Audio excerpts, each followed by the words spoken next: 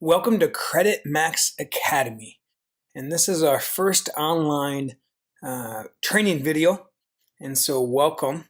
We'll get started right away here.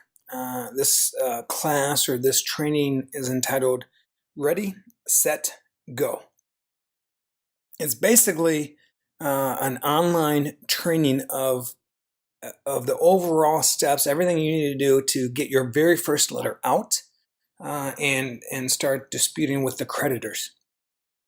So I'm going to just walk you through exactly what I did, exactly what I walk through when I consult and meet with a client or a customer, and through this process, what they need and how we get this process moving. So the first thing you're going to need to get started here is the CreditMax book. You can have the ebook handy, just right on your laptop or computer. Or you can get the physical copy that's available. It will be available on Amazon. But the ebook or the audio book, if you've listened to it, if you're a Platinum member, which you're in this classroom, you are, then go to the resources or the download section in the Platinum members area. And you want to have this with you when you start this process. So what I do is I recommend first reading the book. It's not that hard of a read. It's 50-some pages. Pretty easy. Read through it. It takes 20, 25 minutes. So you have a basic overall understanding of what you're going to do. Or Platinum member, you can listen to the audio on your way to work, home from work, whatever. Once you've done that, then have the book handy. Go to the downloads and download the step-by-step checklist. Print that off. I like to have that next to the notebook, so I know kind of where I'm at in the process. Download the pre-written letters. Now, when you download those, save them in a Word format, and that's so you can edit them. But then I also, for this process, when you're initially going through, I print them off. At the very least, letter A and letter B. That way you have it next to you. You can write notes, you can visualize, see what you need when we're going through the account information. And then you want to have a notebook in a folder. I only used a notebook for this process. So I know some folks just add a notebook. Just don't confuse it with anything else. So the last thing you want to do is write all this down and annotate it, which you need to do to stay organized. And then you lose the notebook. Or you have it for something else, or you were sharing the notebook with someone else and they took it and you don't have your documentation. It's important to have the documentation. A, it's good for you and your notes and to stay organized. But B, if in the final stage, if the creditors aren't playing fair or playing by the rules and you really have to take them to court, which you will be compensated for, but if that could be an option. I've had to do it once. You have the documentation there to win the case, and you will win. So that's important to have. I have a folder just as you're sending out letters, you can put the letters in the folder. You're going to start receiving letters once you send those out. Very good way to be organized, just to have a folder labeled CreditMax, and that way you can have all your stuff in there. And of course a pen or a pencil. Highlighter if you want that as well. We're going to highlight some stuff on the credit report. All right, the very next thing you need is your credit reports. All right, so you want to download and print off your credit reports, and it's important to have credit reports from all three of the major credit bureaus. So that's TransUnion, Equifax, and Experian.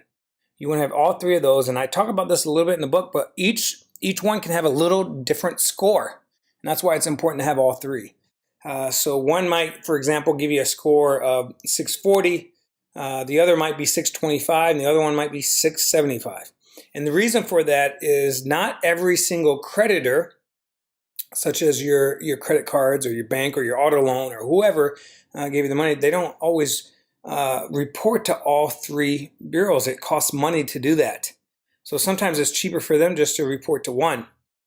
And sometimes they'll do that. And depending on what region, it's in my resource. It depends what region you're on, where people will pull the most from. So if I just, as an example, if you live in the Midwest, I myself live in Wisconsin, they use majority TransUnion.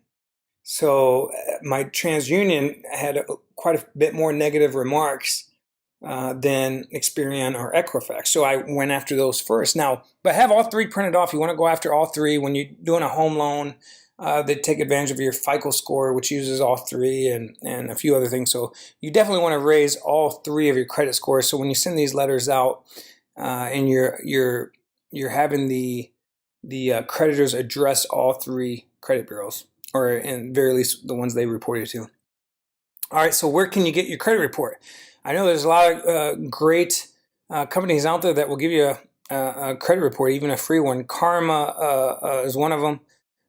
Credit Karma. I have folks ask me all the time, can I just use Credit Karma? Good and bad on Credit Karma, and this is just my personal opinion. I use Credit Karma for monitoring. I did not use Credit Karma on this process. The reason for that is Credit Karma does not use all three credit bureaus, so they only use 2 out of the 3. So it's not going to be completely accurate to begin with. And secondly, I found personally, and I've seen quite a few customers with this as well, but they're not the most accurate because they're a little behind on the dating. So they're like the in-between man, the middleman. So they're a little bit behind. So they might give you one score and it's not the latest and greatest credit score that you have.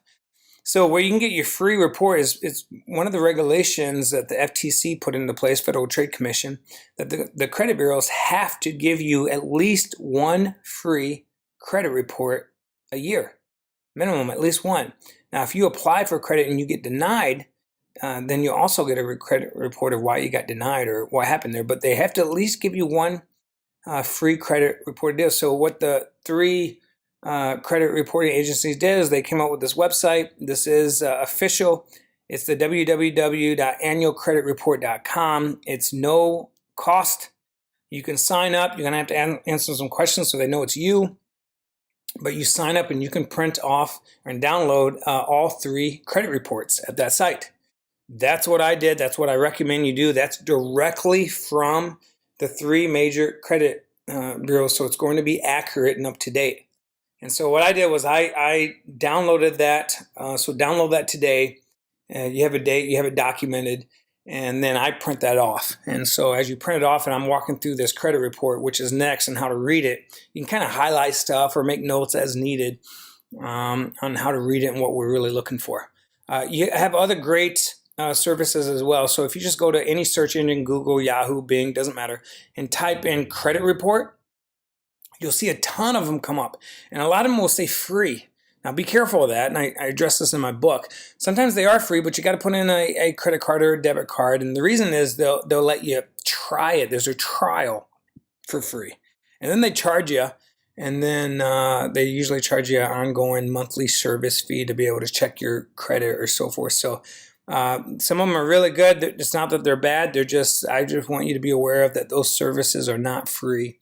A lot of times they'll let you pull it once or do a trial period, and then you got to pay. So that's just full disclosure. All right, so now you've gone and you've printed off your 3 credit reports. I've got one here as an example what to show. I've just got a TransUnion one here. Now what you'll notice is all 3 of them look a little different. Okay, they're 3 different companies. They do things differently. So your TransUnion is going to look a little different from Experian. Experian is going to look a little different from Equifax, and so forth. All right, but the basic information and account information and what we're going after is all the same. So that's what I'm gonna talk about and what you should look for, and what we're gonna go after, and you'll see it in all 3 areas, each 3 different credit bureaus. So on this TransUnion, let me show you real quick what we're looking for here. The next slide. This is what we're going to focus on: derogatory accounts. I'll explain those as we talk about them. Derogatory account is anything with a negative item. It could be a credit card that you have, or maybe you got a cable bill or a phone bill. And so it's an account. It's a revolving account. It's an open account, meaning you still have credit with whoever the person is or the creditor is, but you've got a derogatory information on it. Prime example is you have a credit card and you were late on your credit card bill. That will be a derogatory. They'll show a late payment. It can be a 30-day, 60-day. Usually it starts really affecting you if you're more than 60 days, but anything over a 30-day late payment will affect your credit. That's a derogatory account. So I'll show you. You're going to look for anything that shows you having a late payment or charge off or unpaid. so forth. Those are all derogatory accounts. Unsatisfactory account, that's an account that you opened, such as a credit card, and you defaulted on it. It could be a car loan. It's an unsatisfactory account. You couldn't pay for it. So most of the time it's going to be in collections, and you'll see it either as a complete charge-off or a write-off, or they'll still say that you owe X amount of dollars, 1,000, 500, whatever it is. But that's an unsatisfactory account, meaning you had an account and it wasn't closed satisfactory. You still owe money on that account. And then the third one is public records. Now, if you want to talk actually what's the worst, it would be the public records. That really affects your credit score. But there's a reason why I put it third. We attack that a little differently, and we go after it a little bit different than we do derogatory accounts and unsatisfactory accounts. And you can definitely go after public records, and I suggest you do. I did. I had a bankruptcy removed. So definitely something to go after, but it will be in another training video. And I'll talk specifically on public records and how to address that. So right now, my goal in this training is to get you to have everything you need to do to raise your credit score in that 31-day time frame. I'm going to show you exactly how to do it here. You've printed off your 3 credit reports. Now I'm going to show you what to look for. So we've got in this sample up here, if you follow my mouse here, the top part's going to be your personal information. All right. So that's going to be your name, maybe where you work, where you live, just your personal information on that. And again, each credit score is a little different. Sometimes you'll see your credit score. A lot of times from TransUnion and Direct and that, you don't see your credit score unless it's online, and they'll factor that out. But on the actual report, they don't show it. But that's all right. We're not going after the actual score. We're going after actual accounts. But because we go after that, it's going to raise your score, which is kind of what most folks look at, what they need to know. The very next item here on the TransUnion is public records. That's huge. So grab out your notebook or your highlighter, and this, if you have a public record on your credit score, on your credit reports, you want to highlight that. That's something we're going to go after. You want to get that off your report. So in this case, it just says the following items contained from public records. And then you're going to see if it was a county court. You'll see a lot of tax liens on here, bankruptcy. If you got sued and someone sued you and they say you owe you money, or if you went into collections, you didn't pay it, and you see a lot of times this with medical bills, and they take you to court, and then they start automatically pulling money out of from your job or your work or anything like that. That was it's a public record that they went to court and they were able to garnish your wages and so forth. So that's where you're going to see this public record. So that's right here. Next, you're going to have on the TransUnion a summary. So this is a nice little one area you can look at, and you can see right away what I need to go after. The first thing they're showing is public records. Collections, so there's one public record, there's one collection. So if I'm looking at this very quickly, I can tell the person, hey, there's 2 items we can go after right away.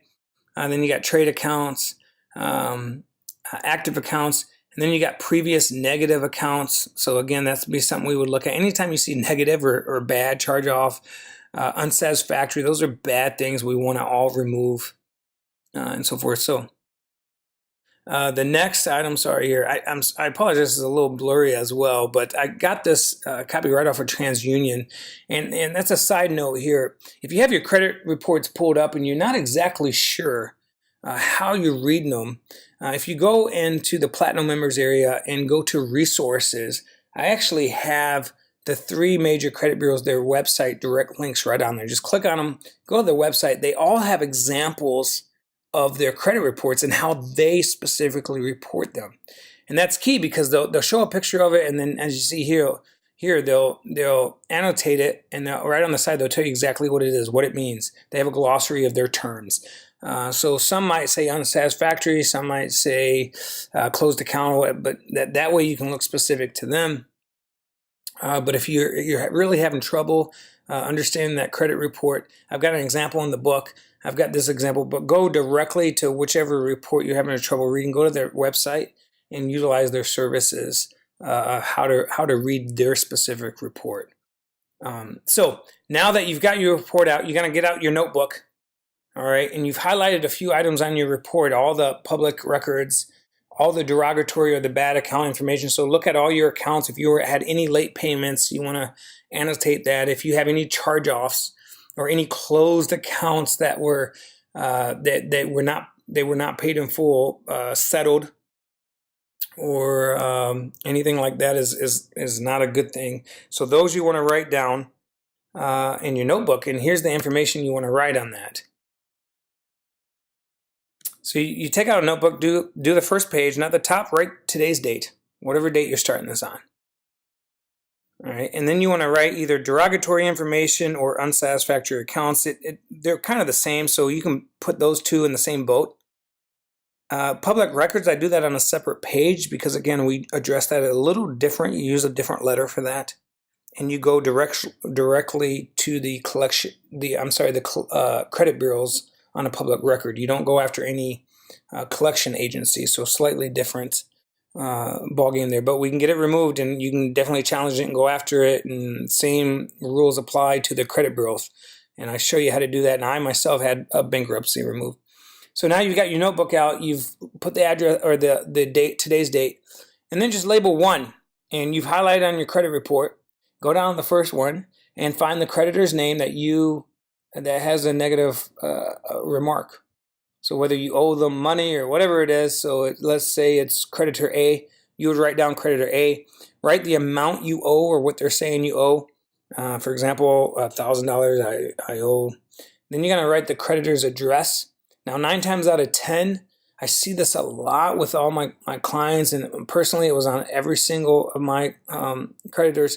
They don't give you the actual physical address. They give you a P.O. box. All right, in this circumstance and in this situation, it's okay. Write down the P.O. box. But when you actually go out to mail off the letter, we don't want to mail it to a P.O. box. I'll explain that why later. But in this scenario, it's all right. Write down the P.O. box or whatever address they give you on the notebook. And then you want to write down the negative remark, whatever it is, such as the charge-off, or let's say it was a late payment, or whatever the negative item may be, you want to write that, okay? So each item you're going after, you're going to write down these 4 things next to it. And it's important you have this because you're going to need this to put in the letters. So that's why I write it down now. So you're just going to write the creditor name, the amount owed, the creditor address, the negative remark. So this would be under 1. Then go under 2. And creditor name, amount owed, creditor address, negative remark, and so forth. So you got to make sure you have all of that in your notebook for every single credit item you're going after. So whether it's 1 item, 2 items, 3 items, I myself, when I did this, I went after 10 different items because I had a few late payments on there. I had a couple medical bills, and it was essentially I went after 10 things. And so on a page, I wrote down I had 10 going down. I each had the creditor name. Now, let's say you've got a creditor, and it's a hospital bill or a credit card, and they have multiple times that you have a late payment, or the same creditor is going after. Let's say you were late a couple of times on your cable bill, and they turned it over to the same collection agency. So you might see collection agency A, and then they might say, you owe this debt for cable bill and $500. And then below it, you'll see collection agency A, same collection agency, you owe this bill for a phone bill. You owe $400. And so I have this question asked quite a bit. Well, if it's the same creditor, can I just write 1 letter and just put both account numbers on? Sure, you can do that. But I suggest you don't. If you read the book, and I suggest you read this book first before going through the classroom, just so you have a general idea, you want to be a pain in the butt to the creditors and to the credit bureaus. So if they have 3 or 4 different items they're going after you, send them 3 or 4 different letters. However many items, send them separate letters. And in each case, you're going to say, hey, prove the validity of the debt on this scenario. Next scenario, prove the validity of the debt on this scenario, and so forth. So you really want to just be a pain in the butt to them.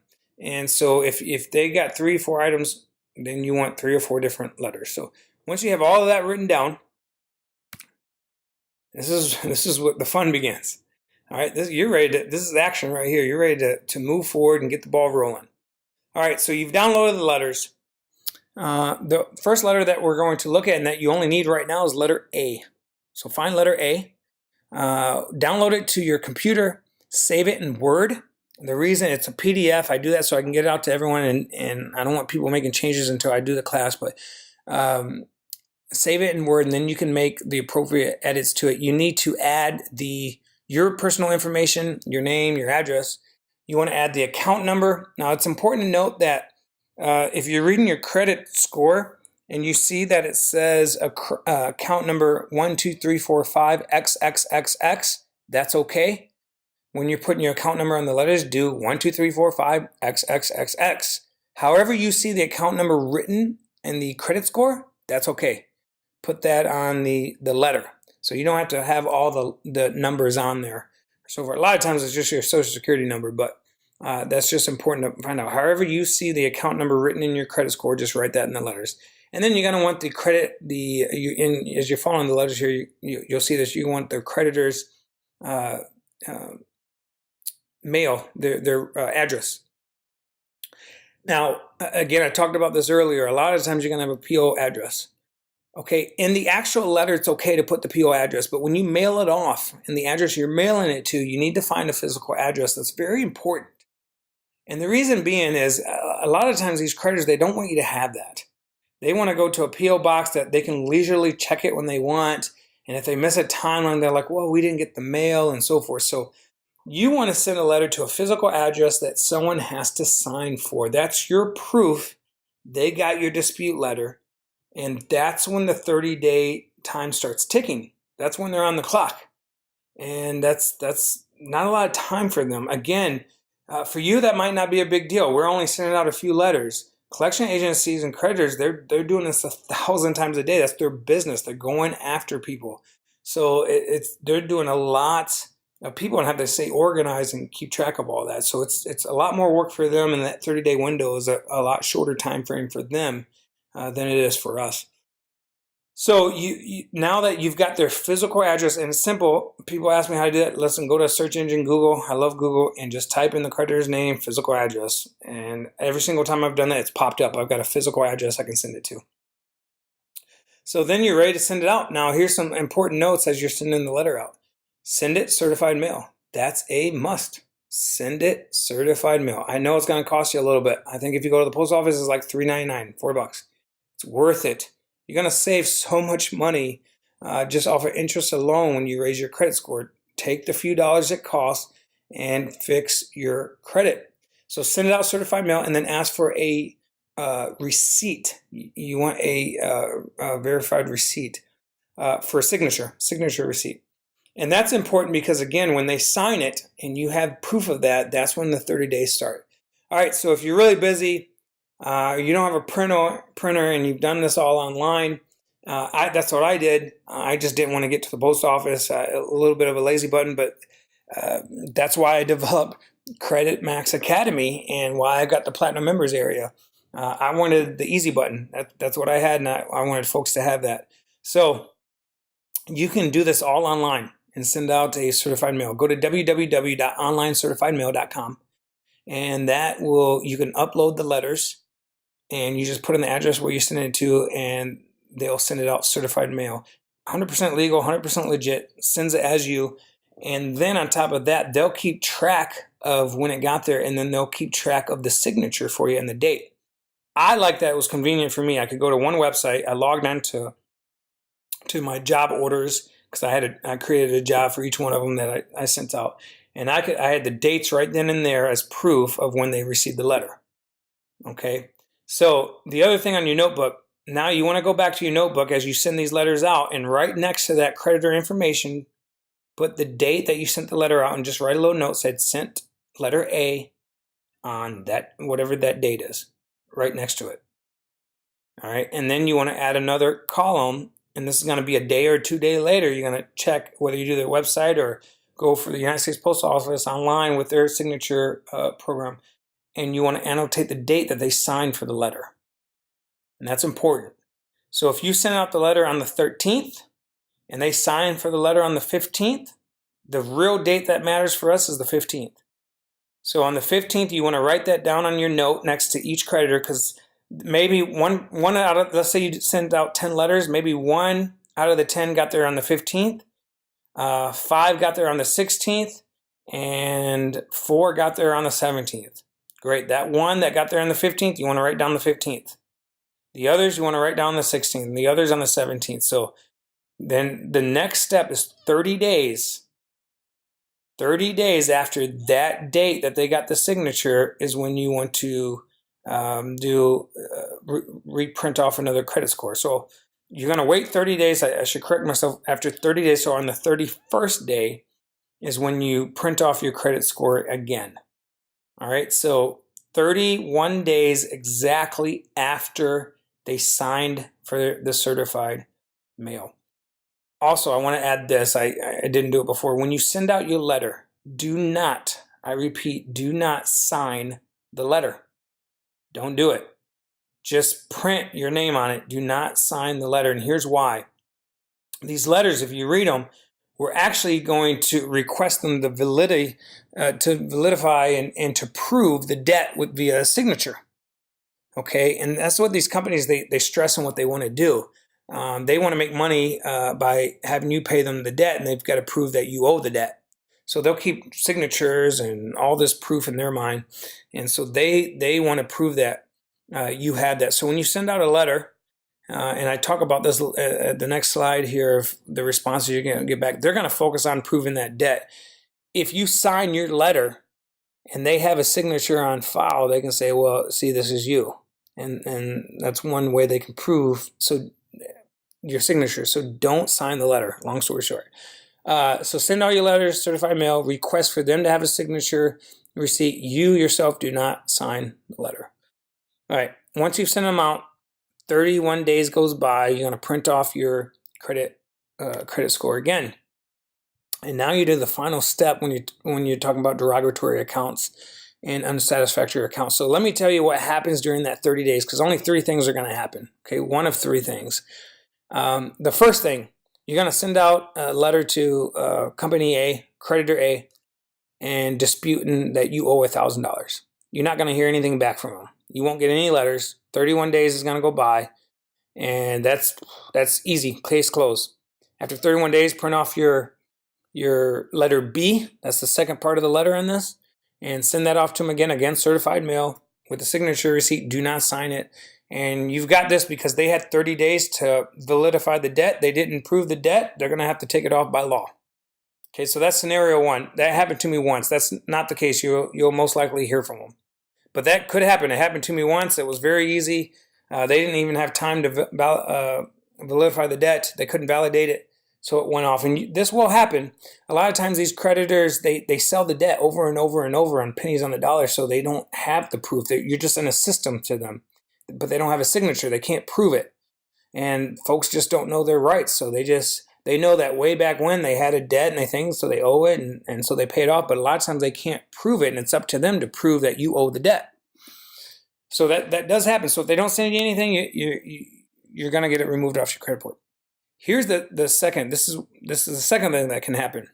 Within that 31-day time period, you're going to get a letter back, and they're going to send you a letter saying, so and so, you do owe the debt. Here was the date it was placed with this company, blah blah blah, and they'll tell you all about it. And we own the debt now, and it's valid.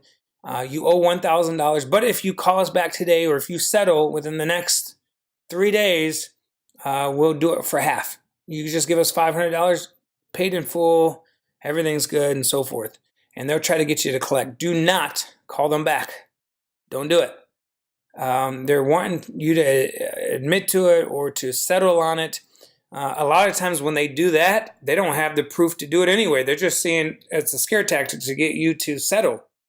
And they'll say, hey, if you do it now, we'll settle for $500. Otherwise, we're going to go to court and you'll owe the full. I mean, they'll do a scare tactic in it.